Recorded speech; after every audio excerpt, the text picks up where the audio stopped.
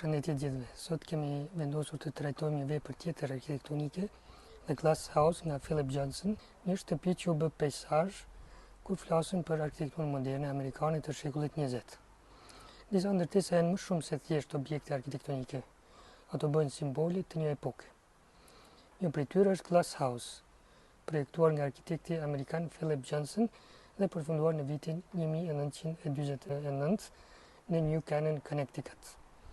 Një pamje të parë duket si një volum jashtëzakonisht i thjeshtë, një drejtkëndsh transparent i ngritur mbi një bazament të errët dhe i rrethuar nga natyra. Por pas kësaj thjeshtësie fshihet një ide shumë komplekse. Për më shumë, ju ftoj ta ndiqni videon që kemi përgatitur për ju.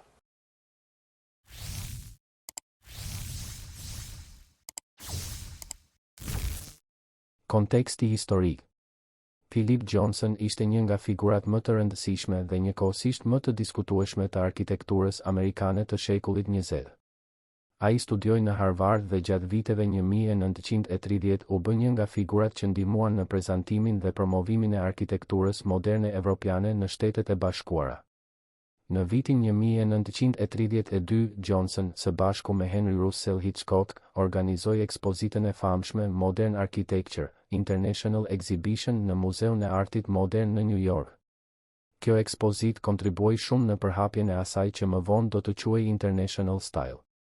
Por Johnson nuk ishte thjesht një propagandues i modernizmit. Ai ishte një arkitekt që gjatë karrierës së tij do të ndryshonte vazhdimisht gjuhën arkitektonike, nga modernizmi te postmodernizmi dhe më tej. Glass House është një nga veprat e hershme dhe më të pastra të këtij kërkimi. Frymëzimi nga Mies van der Rohe. Kur flasim për Glass House, është e pamundur të mos përmendim Ludwig Mies van der Rohe.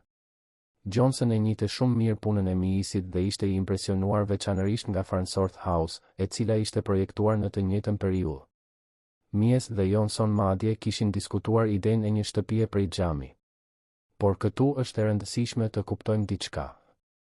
Glass House nuk është thjesht një kopje e Farnsworth House. Johnson vetë e pranonte ndikimin e Miesit, por theksonte se qasja e tij ishte ndryshe.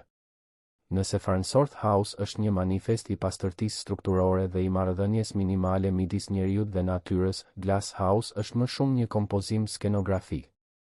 Johnson kombinon modernizmin e Miesit me referenca historike, klasike dhe romantike. Ai vetë përmend ndikime nga Mies van der Rohe, Malevich, Partenoni, kopshtet angleze dhe romantizmi i shekullit 19. Pra, edhe në një ndërtesë që duket ekstremisht moderne, Johnson fsheh një histori shumë më të gjerë arkitekturore. Forma arkitektonike. Le të shohim tani vetë ndërtesën. Glass House ka një plan drejtkëndor me përmasa rreth 55 fit me 33 fit, ose afërsisht 16-18 metra, dhe një sipërfaqe rreth 169 metra katror. Forma është jashtëzakonisht e qartë. Një pllak horizontale. Një çati e sheshtë. 4 fasada prej xhami. Dhe një strukturë e hollë prej çeliku të lyrë në të zezë. Në vend që të krijojë një fasadë të fortë që ndan brendësinë nga jashtë, Johnson e redukton kufirin midis tyre pothuajse në minimum. Fasada nuk është më një mur tradicional. Ajo bëhet një membranë transparente. Dhe kjo ndryshon plotësisht mënyrën se si perceptohet hapësira. Transparenca. Një nga idetë kryesore të Glass House është transparenca. Të 4 muret e jashtme janë prej xhami dhe secila fasadë ka një derë të vendosur në qendër që hapet drejt peizazhit. Kjo do të thotë se ndërtesa nuk ka një orientim tradicional. Nuk kemi një fasadë kryesore dhe një fasadë të pasme. Shtëpia është pothuajse një pavilion 360 gradësh. Nga brenda, peizazhi nuk shikohet thjesht përmes dritareve. Peizazhi bëhet pjesë e përvojës së brendshme. Në mëngjes, ndërtesa duket ndryshe. Në dimër, ndryshe. Në shi, ndryshe. Në perëndim të diellit, ndryshe. Pra, arkitektura është relativisht statike, ndërsa peizazhi është vazhdimisht në ndryshim. Këtu qëndron një nga kontrastet më të bukura të projektit. Një objekt gjeometrikisht i fiksuar përballë një natyre vazhdimisht në transformim. Muret që zhduken. Në një shtëpi tradicionale, muret përcaktojnë dhoma. Këtu ndodh diçka tjetër. brenda glass house nuk ekzistojnë mure të shumta që ndajnë hapësirën. Megjithatë, Johnson ende flet për dhoma. Ekzistojnë zona për ndenje, ngrënie, kuzhinë, fjetje, banjo dhe oxhar. Por kufit e tyre përcaktohen më shumë nga mobiljet, tapetet, elementet e integruara dhe pozicionimi në plan, sesa nga muret. Kjo është një ide shumë moderne. Hapësira nuk duhet domosdoshmërisht të ndahet për të organizuar. Mobiljet bëhen instrumente të arkitekturës. Një tapet mund të përcaktojë dhomën e ndenjes.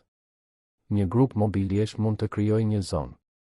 Një element i integruar mund të krijojë privatësi. Pra, planimetria është e hapur, por nuk është kaotike. Përkundrazi, ajo është jashtëzakonisht e kontrolluar. Qendra e kompozimit. Nëse analizojmë më thellë planin, zbulojmë një hierarki shumë interesante. Qendra e përvojës është dhoma e ndenjes. Nga aty, hapësira zgjerohet gradualisht. Dhoma e ndenjes, shtëpia, obori, peizazhi. Është sikur kemi disa kuti të vendosura njëra brenda tjetrës. Por kutia më e madhe nuk është ndërtesa. Është vetë peizazhi. Dhe këtu glass house fillon të sillet më shumë si një instrument për të parë natyrën, sesa si një objekt që thjesht vendoset në natyrë.